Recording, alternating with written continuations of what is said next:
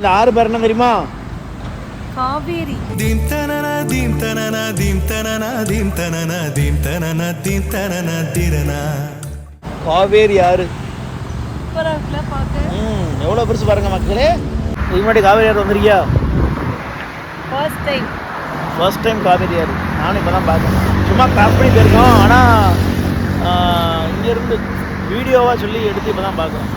தாமிரபரணி ஆறு பார்த்துருக்கோம். ஆனால் இது தாமிரபரணியை விட பல மடங்கு பெருசாக இருக்கும் போல.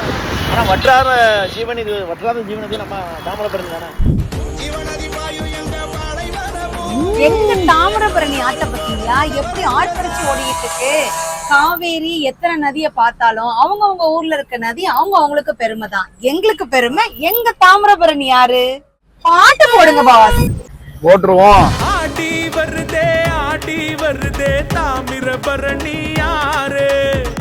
ஆங்கிலேயனும் மிரண்டு ஓடிய ஆத்திரமே எங்க ஊரு.